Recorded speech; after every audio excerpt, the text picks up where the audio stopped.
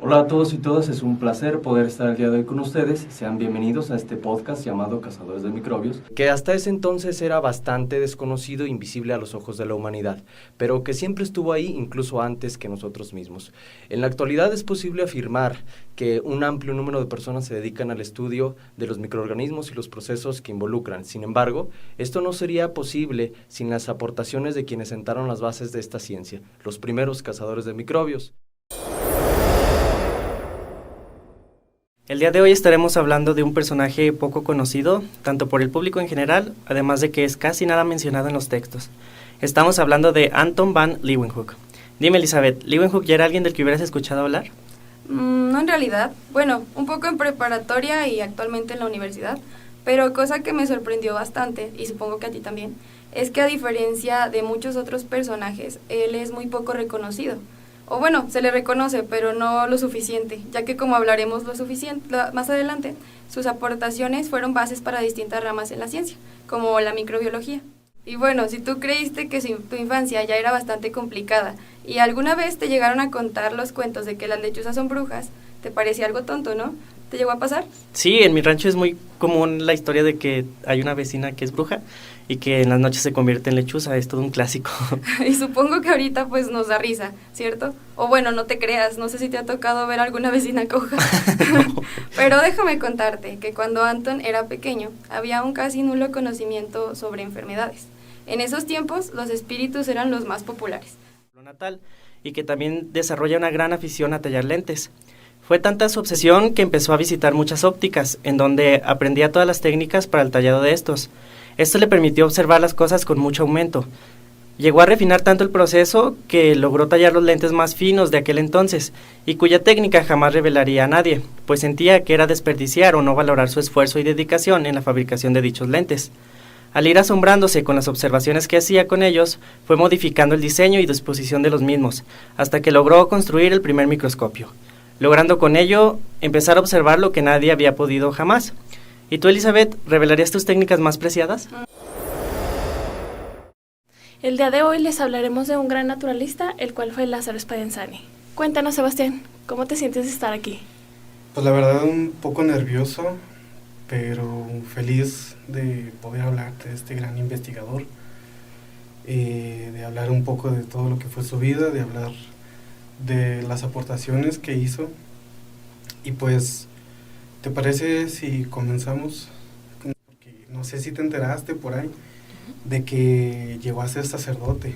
Sí, él ya para sus 25 años ya era un sacerdote católico y durante mucho tiempo vivió de decir misas. Él básicamente refutaba absolutamente todo menos la existencia de Dios. Pero oye, cuéntame, por ahí escuché que hubo una disputa con Needham.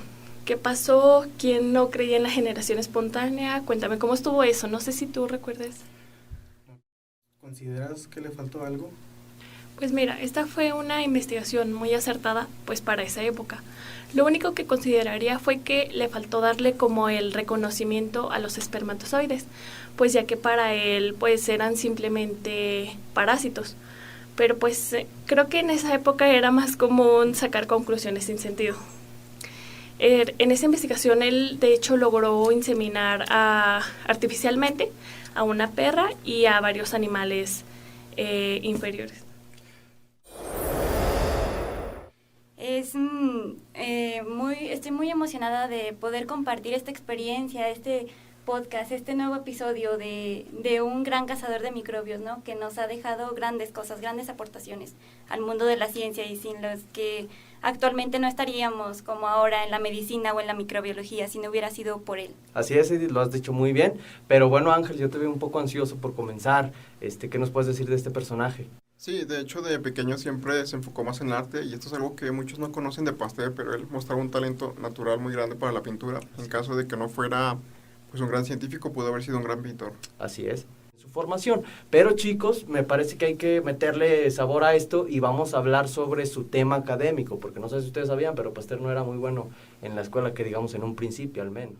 Entonces, pues imaginémonos esta escena, ¿no? A un joven Pasteur emocionado por haber descubierto esto, que sabía que era un gran descubrimiento, sale del laboratorio y pues al único que encuentra en los pasillos es a un ayudante de física.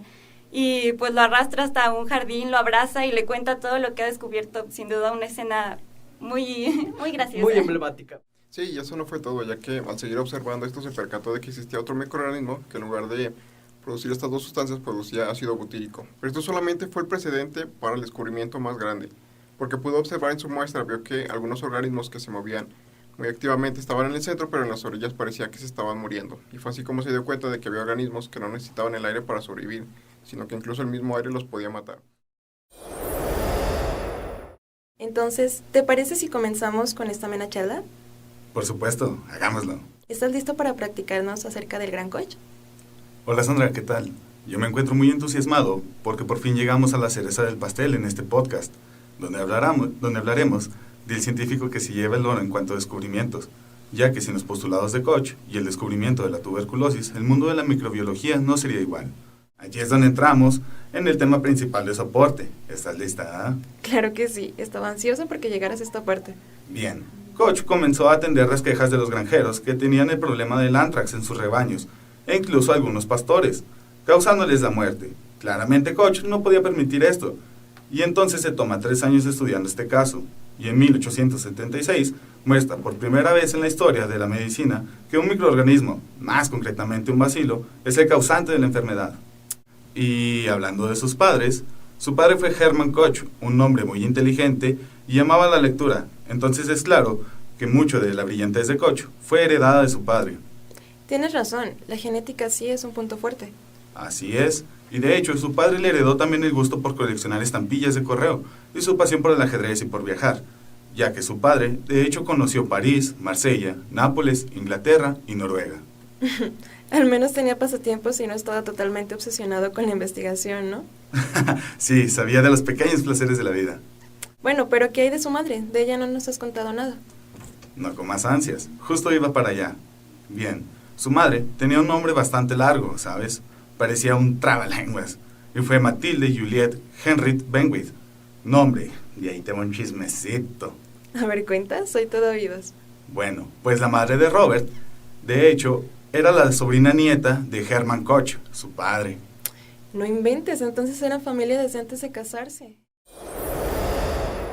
La enfermedad mortal, en los 1800. ¿Cuál de todas? La mortal y la conocida difteria. Ah, ya, ok, esa. Exacto, ¿conoces qué es la difteria? Soy una experta en el tema, de hecho. ¿En serio? ¿Cuándo te hiciste una experta en la difteria? Anoche. Bering tenía 2 obsesiones científicas. La primera era la sangre, la cual consideraba el componente más importante y maravilloso que circulaba en el cuerpo de los seres vivos. Suena medio psicópata eso, ¿no? Bueno, no es como que matar 1 millón de conejillos sea muy normal. Y su segunda afición era que debía de existir algún producto químico capaz de destruir todos los microbios invasores en los hombres sin causarnos daños a nosotros. ¿Cómo ves, Diana? Pues muy interesante, Dani, cómo fue el proceso de experimentación, muy contrastante a lo que se vive hoy en día con todos los protocolos y reglamentos. Uno ya no puede inyectarle sustancias tóxicas a animales sin que te caiga la NOM 64 mínimo. Esto le permitió a Elías que tras 100 años de su muerte siga siendo recordado. Muy bien, Mari, pues me deja sin palabras. Es un hombre realmente exitoso, un científico muy adelantado, diría yo, para su época. Sí, bueno, ya con eso terminaría esta parte de Elías y bueno, a mí me gustaría expresarles una frase que a él le gustaba mucho y a mí también me gusta mucho. Esta dice que con la ayuda de la ciencia el hombre puede corregir las imperfecciones de la naturaleza. Y bueno, ahora pasaremos a hablarles de otro gran científico, de Theobald Smith. Esto es algo muy importante, Mari, porque pues abre como digamos la puerta para otros grandes investigadores que nos van a platicar más adelante, por ejemplo David Bruce, Ronald Ross, Walter Reed, donde también tiene que ver aquí un animalito que transporta la enfermedad, pero pues bueno, Smith fue el primero en estudiar esto con las garrapatas y con el ganado, ¿cómo ves? Muy interesante. Lo que sí sabemos de María Elizabeth es que era una magnífica pintora y dibujante y usó este talento para hacer los dibujos de laboratorio. Ilustraba las presentaciones de su marido con bacterias, tripanosomas y tejidos. Era experta en las técnicas de laboratorio y se dedicaba a realizar tinciones, medios de cultivo, y era muy ágil en la microscopía. ¿Qué tal te parece esta historia de amor científica? Es muy interesante ver cómo estos dos esposos tenían tanta relevancia a la microbiología. Sus aportes fueron, sin lugar a dudas, muy grandiosos. Descubrieron la causante de la enfermedad, es decir, la bacteria Micrococcus malitensis. Como recompensa los mandaron a Ubombo para estudiar los causantes de la enfermedad de Nagana. Bueno, David Bruce, es algo que me parece muy interesante, es que fue el primero en demostrar que un insecto portaba un protozoario de tipo patológico. Fue nombrado miembro de la Royal Society al publicar 172 artículos, de los cuales 30 nombró a Mary Elizabeth, su esposa, como coautora, y ella, por su parte, como único reconocimiento, recibió la medalla de la Cruz Roja Real. Para esta parte puedo comenzar describiendo que él notó la presencia del mosquito, el cual siempre se encontraba donde había personas enfermas, con caras sofocadas, en camas y con dientes castañentes.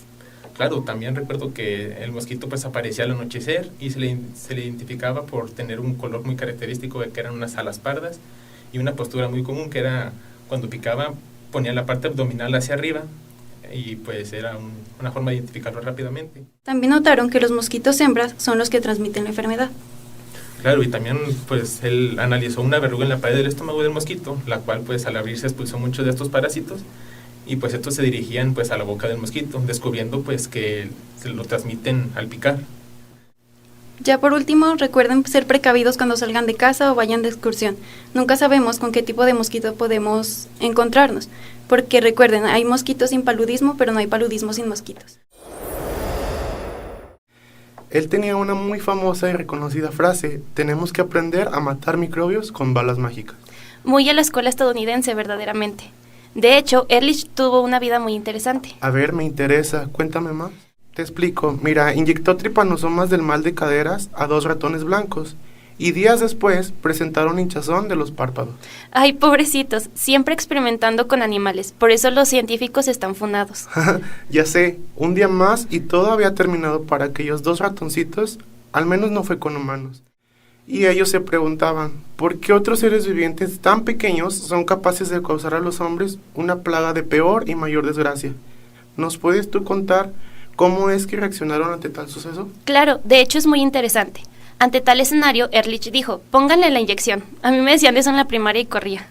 Tú en la primaria y yo aún a mis 22 años. Y eso que somos el futuro de México. Pero bueno, regresando al conejo.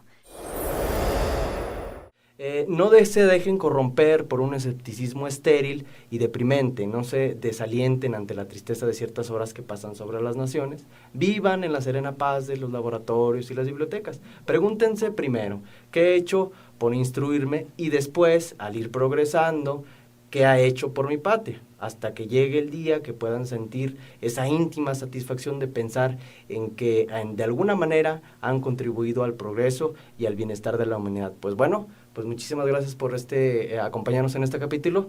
Esperamos que nos veamos pronto. Adiós. Muy bien, creo que ya se nos terminó el tiempo, pero de verdad me gustó mucho ver la historia de este gran cazador de microbios junto contigo. Sus aportaciones son básicas para el aprendizaje de muchas personas como nosotros dos, y esperamos que con este podcast también ilustre e inspire a muchos oyentes. Espero lo mismo, porque es genial poder contar y escuchar la historia de científicos tan importantes para muchos de nosotros. Muy bien, con esto nos despedimos. Muchas gracias por escucharnos. Esperamos que hayan disfrutado este capítulo. Hasta luego.